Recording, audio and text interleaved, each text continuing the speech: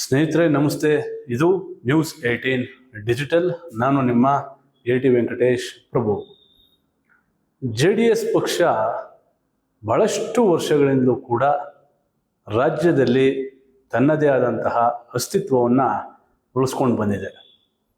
ಅದರಲ್ಲೂ ವಿಶೇಷವಾಗಿ ಕರ್ನಾಟಕ ರಾಜ್ಯದ ರಾಜಕೀಯ ಇತಿಹಾಸದಲ್ಲಿ ಯಾವುದಾದ್ರೂ ಒಂದು ಪ್ರಾದೇಶಿಕ ಪಕ್ಷ ದೀರ್ಘಕಾಲದ ರಾಜಕಾರಣವನ್ನು ಯಶಸ್ವಿಯಾಗಿ ಮಾಡ್ಕೊಂಡು ಬಂದಿದೆ ಅಂದರೆ ಅದು JDS ಪಕ್ಷ.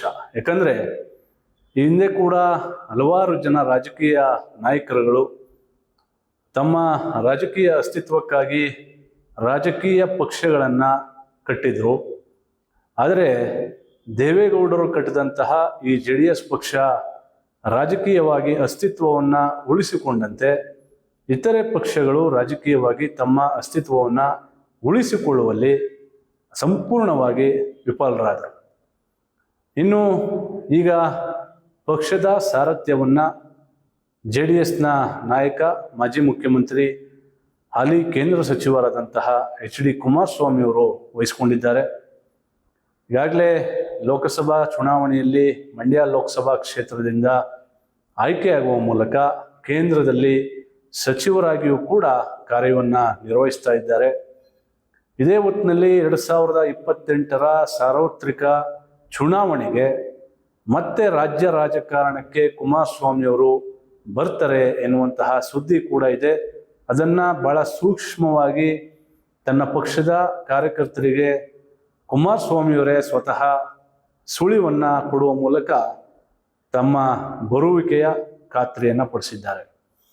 ಇನ್ನು ರಾಮನಗರದಲ್ಲಿ ಪಕ್ಷ ಸಂಘಟನೆಯ ವಿಚಾರವಾಗಿ ಪ್ರಶ್ನೆಯನ್ನು ಮಾಡಿದಂಥ ಸಂದರ್ಭದಲ್ಲಿ ಕುಮಾರಸ್ವಾಮಿಯವರು ಒಂದು ಮಾತನ್ನು ಹೇಳಿದ್ದಾರೆ.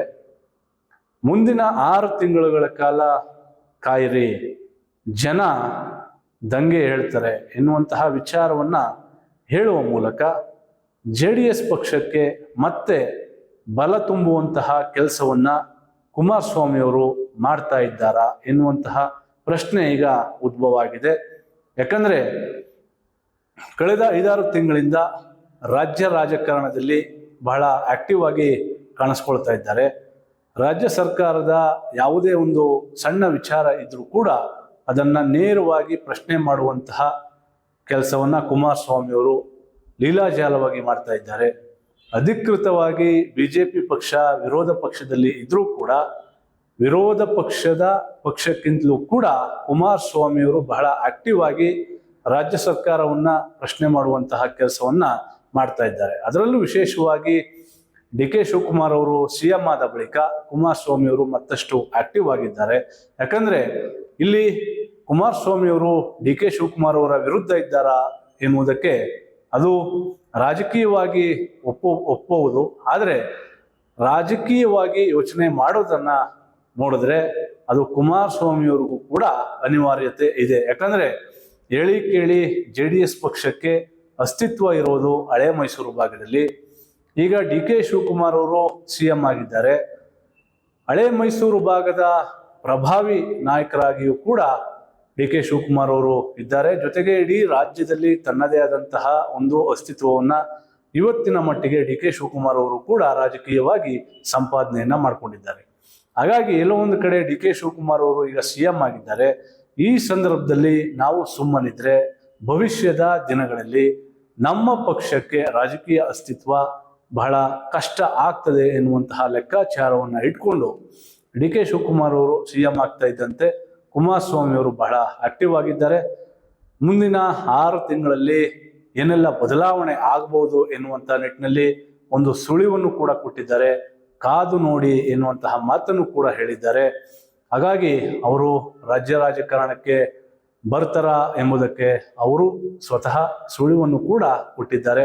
ಈಗ ಏನ್ ಮಾಡಿದೆ ಹೇಳಪ್ಪ, ನಾವು ಮಾಡಿದ ಕೆಲಸ ಬಿಟ್ರೆ ಹೊಸದಾಗಿ ಏನಾಗಿದೆ ಈ ರಾಜ್ಯದಲ್ಲಿ, ಈ ಒಂದು ತಾಲೂಕಲ್ಲಿ ಮಗಡಿ ತಾಲೂಕು, ಅದು ರಾಮನಗರಕ್ಕೆ ಸೇರಿದ್ದಾಗಿಂದೆ ಅಂದ್ರೆ ರಾಮನಗರ ಜಿಲ್ಲೆ, ಈ ತಾಲೂಕು ಏನ್ ಮಾಡಿದೆ ಹೇಳ್ಬಿಡಪ್ಪ. ಸರ್, ಜಿಲ್ಲೆನಲ್ಲಿ ಪಕ್ಷ ಸಂಘಟನೆ ಯಾವಾಗ ಮಾಡ್ತಾರೆ? ಜನ ಅವರೇ ಎದ್ದು ಹೇಳ್ತಾರೆ ಬನ್ನಿ.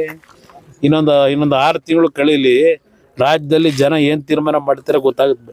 ಭವಿಷ್ಯದ ದಿನಗಳಲ್ಲಿ ಮತ್ತೆ ಅವರು ರಾಜ್ಯ ರಾಜಕಾರಣಕ್ಕೆ ಬರ್ತಾರ?